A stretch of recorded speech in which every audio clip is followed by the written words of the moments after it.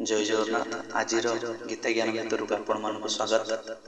तो आज गोटे नूतन टॉपिक कौन कले आमको पाप लगे ना, क्यों कर्म कले आमको पाप लगे ना, क्यों कर्म करने उचित क्यों कर्म न करने उचित, जहाँकि भगवान कृष्णचंद्र कृपा करिसेंती अर्जुन को ऊपर शिक्षादान करुचंती रणांगना मध्य। तेणु आसतु से भगवान श्रीमद भगवद गीता जहाँकि गीता प्रेस गोरखपुर आम पाठ करुचे, गीता प्रेस गोरखपुर बही। तो यार भितर आम कौन करना, सर्वप्रथम गुरु गोविंद चरण कमल को ध्यान कर राधाकांत चरणारविंद निजर मति को समर्पण करदे से गुरु गोविंद आशीर्वाद को पाथय कर आम गीता ज्ञान भितर प्रवेश करवा। ओम गुरुर्ब्रह्मा गुरुर् विष्णु गुरुर्देव महेश्वर गुरु साक्षात् परम ब्रह्म तस्मै श्री गुरुवे नमः। हे कृष्ण करुणा सिंधु दीनबंधु जगत्पते गोपेश गोपिका कांत राधाकांत नमोस्तुते। तप्त कंचन गौरांगी राधे वृंदावनेश्वरी वृषभानुसुते देवी प्रणमामि हरि प्रिये।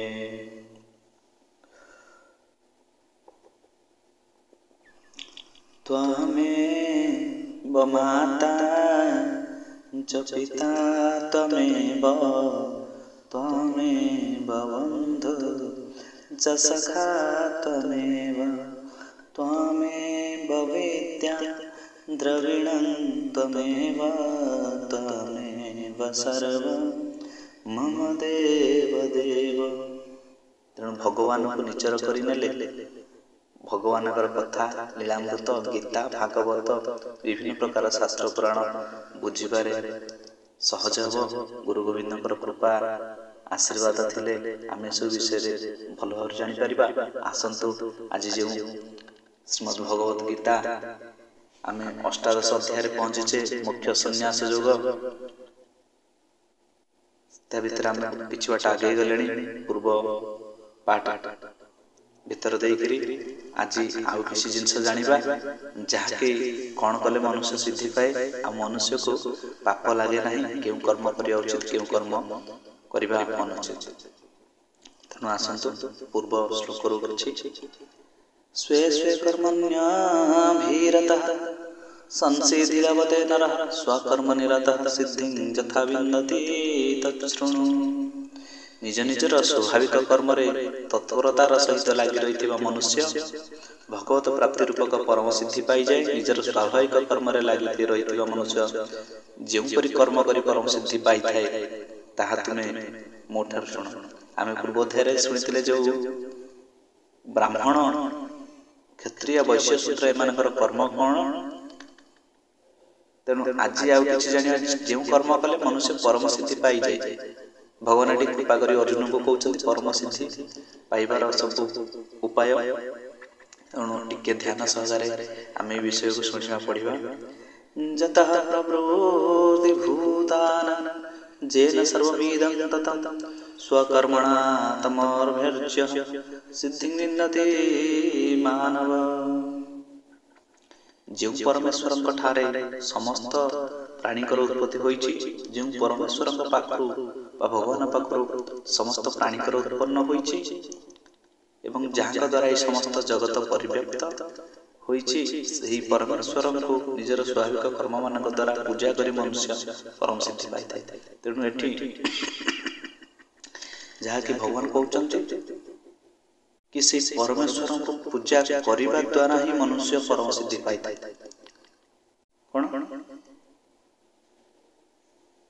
परमेश्वर पूजा परमेश्वर पूजा होती पतिव्रता स्त्री निजर स्वामी को सर्वस्व मन करी पति को चिंता करती आज्ञा चलती से परमेश्वर को सर्वस्व मन करी निर्देश काय मन वाक्य सहायक कर्म करवा परमेश्वर पूजा करवा।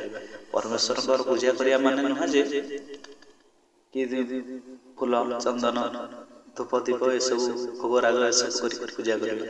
से कहते ना भगवान निर्देश शास्त्रानुमोदित कर्म शास्त्र भगवान ଯାହା ବତେଇଛନ୍ତି ବ୍ରହ୍ମାଙ୍କ ପାଖରୁ ସମସ୍ତ ଶାସ୍ତ୍ର ଉତ୍ପନ୍ନ ହୋଇଛନ୍ତି, ବେଦମାନେ ଉତ୍ପନ୍ନ ହୋଇଛନ୍ତି।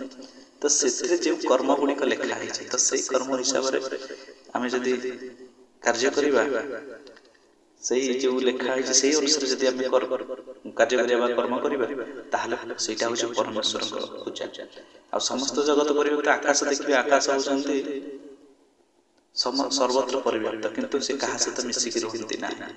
ସେହିପରି ଭଗବାନଙ୍କ ଠାରୁ ସମସ୍ତ ଜଗତ ସୃଷ୍ଟି ହେଇଥିଲେ, ଭଗବାନ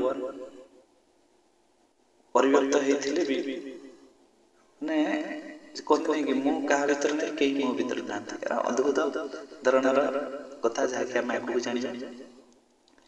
ତ ତେଣୁ ଭଗବାନଙ୍କର ପୂଜାଟି ଆମେ କ'ଣ ଜାଣିଲେ, ଆଉ କ'ଣ କହିଛନ୍ତି ନା ଶ୍ରେୟାନ ସ୍ୱଧର୍ମ ବିଗୁଣ ପରଧର୍ମାତ୍ ସ୍ୱନୁଷ୍ଠିତାତ୍ ସ୍ୱଭାବନିୟତଂ କର୍ମ କୁର୍ବନ୍ନାପ୍ନୋତି କିଳ୍ବିଷଂ। ଭଲ ଭାବରେ ଆଚରଣ କରାଯାଇଥିବା ପରଧର୍ମ ଠାରୁ, ଭଲ ଭାବରେ ଆଚରଣ କରାଯାଇଥିବା ପରଧର୍ମ ଠାରୁ ନିଜ ଧର୍ମ ଗୁଣ ରହିତ ହେଲେ ମଧ୍ୟ ଶ୍ରେଷ୍ଠ। କାରଣ ସ୍ୱଭାବ ଅନୁସାରେ ନିୟତ କରାଯାଇଥିବା ସ୍ୱଧର୍ମ ରୂପକ କର୍ମ ଆଚରଣ କରୁଥିବା ମନୁଷ୍ୟକୁ ପାପ ଲାଗେ ନାହିଁ।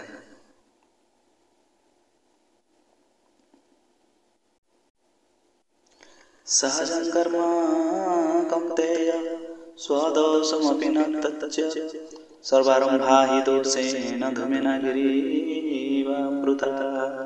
ଅତଏବ କୁନ୍ତି ପୁତ୍ର, ଦୋଷଯୁକ୍ତ ହେଲେ ମଧ୍ୟ ସହଜ ସ୍ୱଭାବଜ କର୍ମ ତ୍ୟାଗ କରିବା ଉଚିତ ନୁହେଁ। କାରଣ ଅଗ୍ନି ଯେପରି ଧୂଆଁ ଦ୍ୱାରା ଆବୃତ ହୋଇଥାଏ, ସମସ୍ତ କର୍ମ ସେହିପରି କୌଣସି ନା କୌଣସି ଦୋଷରେ ଯୁକ୍ତ ହୋଇଥାଏ।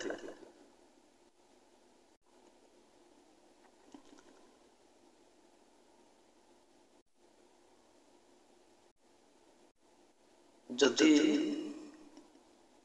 ଆମେ କିଛି କର୍ମ କରୁଛେ, ତାହା କ'ଣ ହେଉଛି ନା ସ୍ୱାଭାବିକ କର୍ମ ଅଛି। ଜଣେ ପ୍ରକୃତି ଅନୁଯାୟୀ ଶାସ୍ତ୍ର ବିଧି ନିର୍ଦ୍ଦିଷ୍ଟ ବର୍ଣ୍ଣାଶ୍ରମ ଅନୁକୂଳ ଯେଉଁ ଧର୍ମ ଓ ସାଧାରଣ ଧର୍ମ ରୂପେ ସ୍ୱଭାବଜ କର୍ମ ରହିଛି, ସେହି କର୍ମ ହିଁ ସହଜ ସ୍ୱଭାବଜ ସ୍ୱକର୍ମ, ସ୍ୱଭାବ ନିର୍ଦ୍ଦିଷ୍ଟ କର୍ମ ଇତ୍ୟାଦି ନାମରେ ଅଭିହିତ ହୁଏ।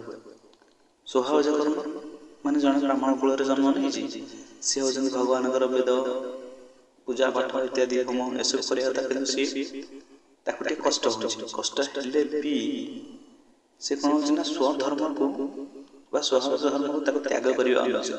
କାହିଁକି ନା ଯଦି ଆମେ ଗୋଟେ ଅଗ୍ନି ଜଳୁଛି, ସେଠି ଧୂଆଁ ଉତ୍ପନ୍ନ ହେଉଛି, ଧୂଆଁର ଆବଶ୍ୟକ ଅଛି, ଧୂଆଁ ଉତ୍ପନ୍ନ ହେଉଛି। ତେଣୁ ଯେକୌଣସି କର୍ମ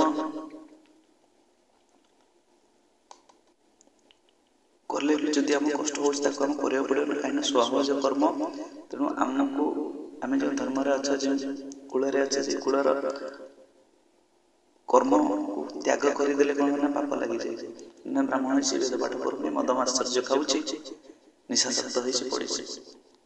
ସେ ବ୍ରାହ୍ମଣ କୂଳରେ ଜନ୍ମ ନେଇକି ତାର ଜୀବନ ଧିକି ହେଇଗଲେ। ତାପରେ ଆଉ ଗୋଟେ କ'ଣ ହେଉଛି ନା ନିଜ ଧର୍ମ ସବୁବେଳେ ହେଉଛନ୍ତି ଶ୍ରେଷ୍ଠ। ବହୁତ ଲୋକ କ'ଣ ନା ଧର୍ମ ପରିବର୍ତ୍ତନ କରୁଛନ୍ତି, ସେଠି ପରଧର୍ମ ଗଲେ ତାଙ୍କର ସେଇଠୁ ବିନିଷ୍ଟ ହେଇଗଲା, ସେ ନଷ୍ଟ ହେଇଗଲେ, ପତିତ ହେଇଗଲେ।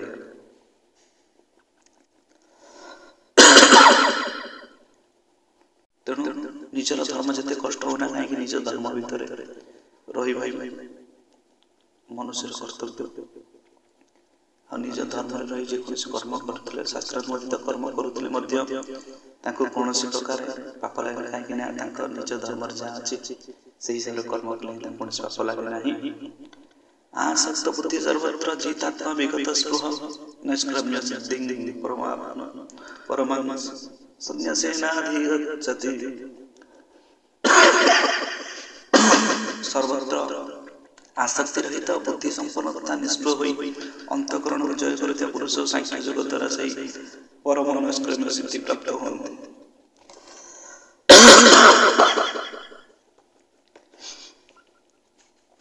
ଆଜିର ଏତେ ଜ୍ଞାନକୁ ଏଇଠି ରଖୁଛି। ଯଦି କିଛି ଦୋଷ ତ୍ରୁଟି ଥାଏ ତାହେଲେ ନିଜର ପୁତ୍ର ଭାବେ କ୍ଷମା କରିବେ। ଜୟ ଶ୍ରୀ ରାଧେ, ଜୟ ଶ୍ରୀ ରାଧେ।